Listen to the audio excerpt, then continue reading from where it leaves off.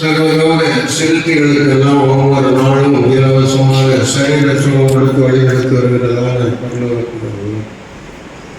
Abraham ஈசாக்கு யாக்கோபின் தேவனே, துதிகளின் மத்தியில் வாசம் பண்ணுகிறவரே, இன்று போல் என்றும் உமக்கு துதி செலுத்துகிற ஆத்துமாக்களாக சந்ததிகளாக உம்முடைய பிள்ளைகளை தினந்தோறும் ஆயத்தப்படுத்துங்கப்பா. பரிசுத்த ஆவியானவரே, தினந்தோறும் உமக்கு சோத்திர பலிகளை செலுத்தி உம்மிடத்திலிருந்து தினந்தோறும் சரீர நன்மைகளையும் ஞான நன்மைகளையும் உம்முடைய பிள்ளைகள் பெற்றுக்கொள்ளும்படியாக ஒவ்வொரு குடும்ப சந்ததிகளையும் நீர் ஆயத்தப்படுத்தும், பரிசுத்தப்படுத்தும்.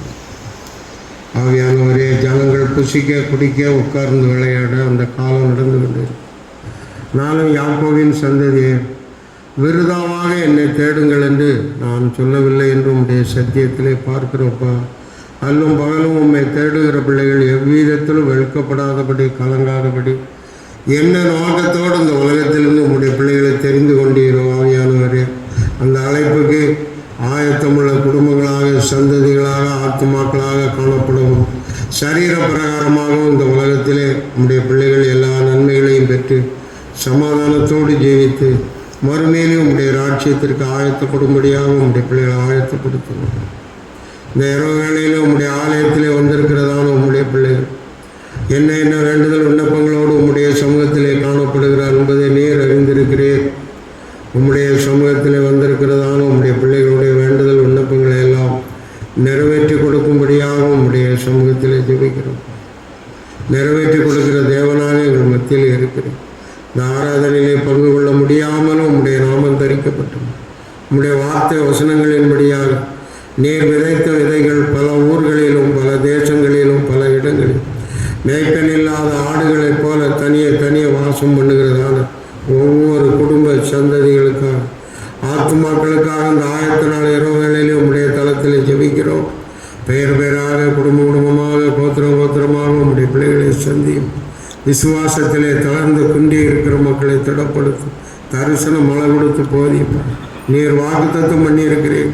உன் சபையின் பிள்ளைகள் கர்த்தராலே போதிக்கப்படுவார்கள் என்று தீர்க்கதரிசியின் மூலமாக உரைத்ததான உம்முடைய வார்த்தை ஒவ்வொரு நாளும் உம்முடைய பிள்ளைகளை போதித்து அந்த அழைப்புக்கு ஆயத்தப்படும்படியாகவும் சரீர பிரகாரமாகவும் இந்த உலகத்திலே உம்முடைய பிள்ளைகள் எல்லா நன்மைகளையும் பெற்று சமாதானத்தோடு ஜீவித்து மறுமையிலும் உம்முடைய ராஜ்யத்திற்கு ஆயத்தப்படும்படியாக உம்முடைய பிள்ளைகளை போஷித்து வழி நடத்தும். பரிசுத்த ஆவியானவரே, என் ஆடுகளை என் கையிலிருந்து பறித்து கொள்ள ஒருவனாலும் கூடாது என்று சொன்னார். தேவன் அநேக ஆத்துமாக்கள் இடறி பின்னடைந்து பலவிதமான போதனைகளிலே சிக்கி தவித்து கொண்டு இருக்கிற மக்கள் இந்த கடைசி காலங்களிலே நீ எல்லாவற்றையும் சோதித்து பார்த்து நலமானதை பிடித்துக்கொள், பொல்லாங்காய் தோன்றுகிற எல்லாவற்றையும் விட்டு விலகுங்கள் என்று சொன்னது. கடைசி காலங்களிலே நல்வழியை பின்பற்றும்படியாக உம்முடைய பிள்ளைகளை ஆயத்தப்படுத்தும். இன்னும் நித்திரைக்கு செல்ல இருக்கிற உம்முடைய பிள்ளைகளுக்கு சத்துரு பயங்கள் நீக்கி இன்ப நித்திரை கொடுத்து சமாதானத்தோடு எழுந்திருந்து நாளை பரிசுத்தமான ஓய்வு நாளிலே குடும்பமாக உம்முடைய பிள்ளைகள் ஓய்ந்திருந்து உமக்கு துதி செலுத்த ஒவ்வொரு குடும்ப சந்ததிகளும் ஆயத்தப்படுத்தும், பரிசுத்தப்படுத்தும், வழிநடத்தும். துதியை கனவு மகிமை எல்லாவற்றையும் உம்முடைய சமூகத்திலே தருகிறோம். மீட்பர் இயேசுவின் மூலம் ஜெபிக்கிறோம். ஜெபங்களும் ஜீவனுள்ள நல்ல பிதா, ஆமென். பரமண்டலங்களில் இருக்கிற எங்கள் பிதாவே, உம்முடைய ராட்சியம் வருவது, உம்முடைய சித்தம் பூமியிலேயும் போற்றப்படுவதாக. அன்றென்றுள்ள எங்களுக்கு விரோதமாய் குற்றம் செய்கிறவர்களுக்கு மன்னிக்கத்தக்க சாந்தி எங்களுக்கு சோதனைக்குள் பிரவேசிக்க பண்ணும். ராட்சியமோ வல்லமையும் மகிமை என்றென்றைக்கும் உம்முடைய மகே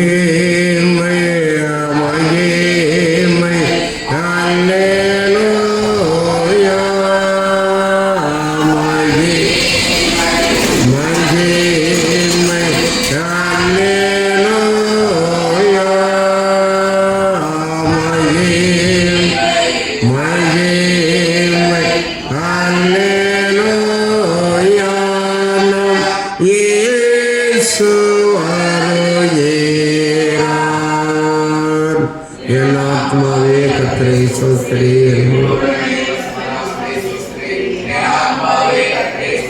கர்த்தர் செய்த சகல உபகாரங்களையும்